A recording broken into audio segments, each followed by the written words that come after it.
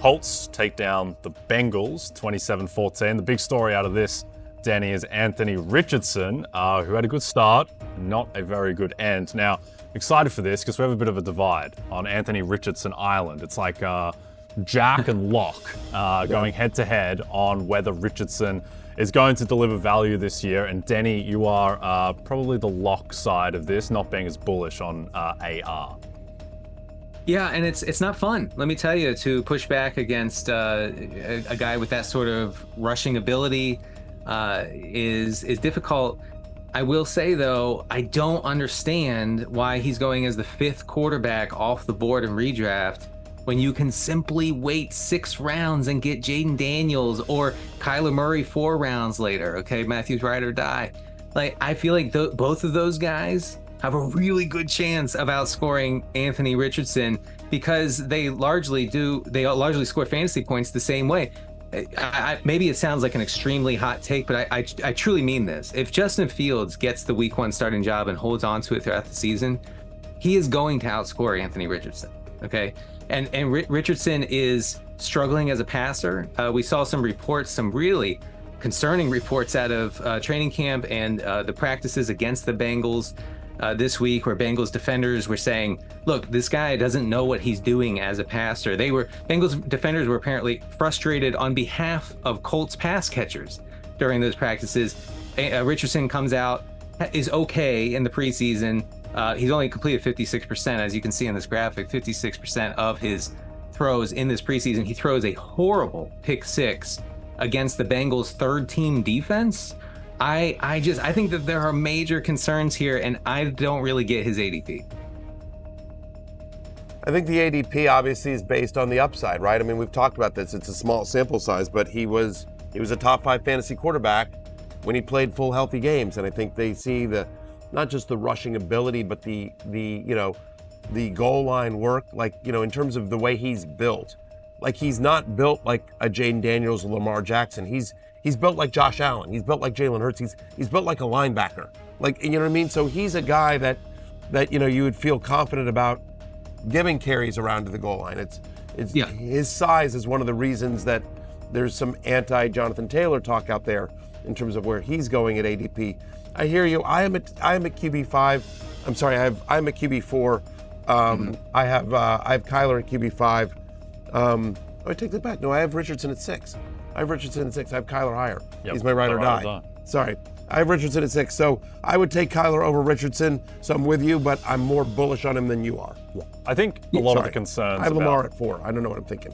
I think some of the concerns about Richardson are going to be more football-based and winning games-based than perhaps fantasy-wise, because he should, I understand, Kirk Herbstreit brought up on the broadcast that maybe there could be, at some point, a quarterback controversy between Richardson and Flacco. I just don't really see it. I think they took him in the top 5 of the draft. He's going to get a full season to fail. It would have to be just horrifically bad. I just don't think that he's going to be that bad. I mean, it's a massive concern, and it was a concern coming out of the draft. He had a 54% completion rate in college. He still does seem to have these weird throws where he just doesn't put his legs into the throws at all. He's just throwing all arm. So there is downside. There's also immense upside as well. Immense upside, and if the other thing is that unless you're in a super flex league or a 2-quarterback league, deep league, the replacement cost of Richardson is easier than if you miss on another position, right?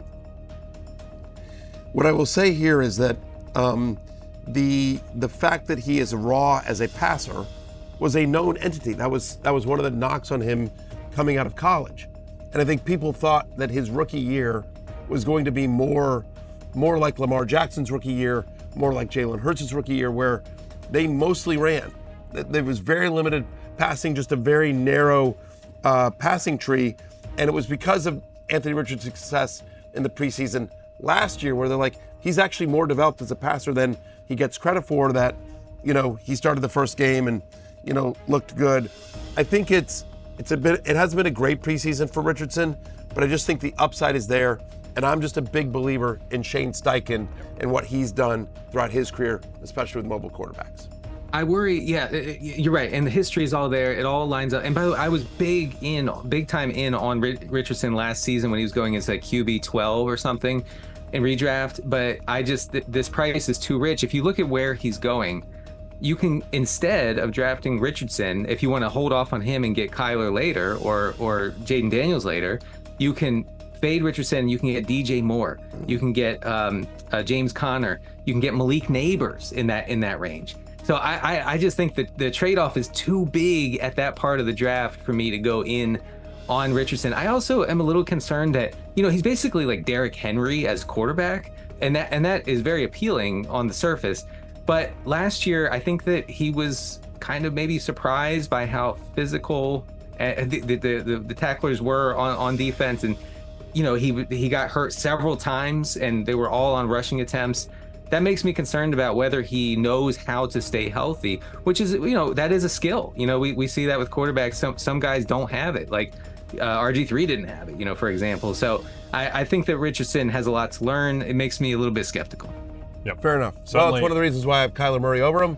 Kyler Murray's my ride or die. Just draft Kyler Murray and you'll be fine. Be absolutely happy. Welcome to another episode where we dive into one of the most anticipated stories of the season, Anthony Richardson. Can he bring value to the Indianapolis Colts this year? And can he be the key to unlocking a Super Bowl run there? First, let's set the stage. Anthony Richardson was selected 4th overall by the Colts last season. His potential to be a dual threat quarterback has many Colts fans dreaming of the future, especially with his RPO capabilities. But here's the flip side. Richardson's accuracy has been a major point of concern. During preseason, he only completed 56% of his passes, and a pick 6 against the Bengals raised red flags. Critics have pointed out his struggles in practice, with some defenders even expressing frustration over his decision-making.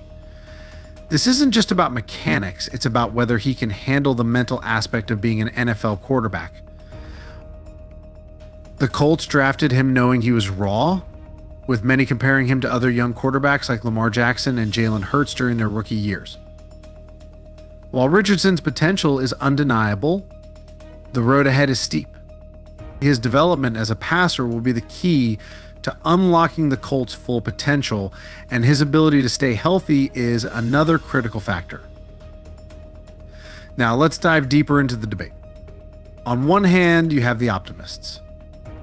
Those who believe that Richardson's raw talent is enough to carry the Colts to a successful season. They point to his physical build more like Josh Allen or Jalen Hurts than the lighter quarterbacks like Lamar Jackson, his ability to bulldoze through defenders and create scoring opportunities.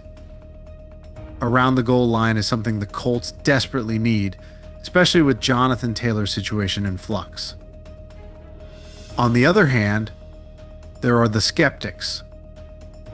Those who see Richardson as a project quarterback who still has a lot to learn. They argue that the Colts could have waited and picked a more polished passer later in the draft, or even turned to a veteran like Kyler Murray. And let's not forget the brutal reality of NFL defenses. Last season, Richardson was injured several times, and critics worry that he might struggle to stay healthy in the face of such physicality. The question isn't just about this season, it's about whether Richardson can develop quickly enough to make an impact now. Can he handle the pressure, lead his team, and develop the passing skills necessary to make the Colts a contender?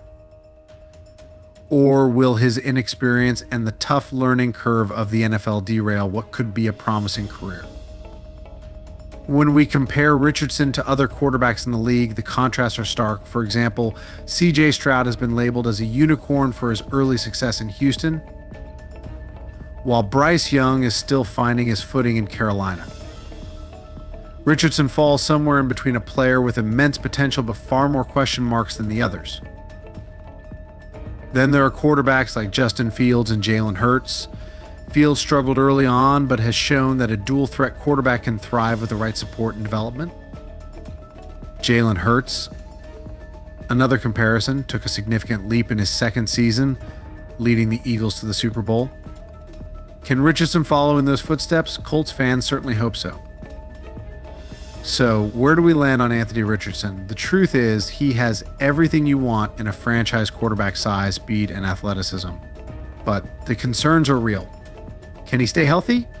Can he develop into a polished passer? And most importantly, can he lead the Colts deep into the playoffs and even to a Super Bowl? For now, the answer lies somewhere in the middle. If Richardson can avoid injury and continue to grow under head coach Shane Steichen, the Colts could be in for an exciting season. But if the struggles continue, fans might have to temper their expectations. One thing is for sure, Richardson's journey will be one to watch closely this year. Thanks for tuning in today. Keep following us for more updates as the NFL season unfolds. Whether Anthony Richardson soars to greatness or struggles to find his way, we'll be here to break it all down for you. Stay tuned.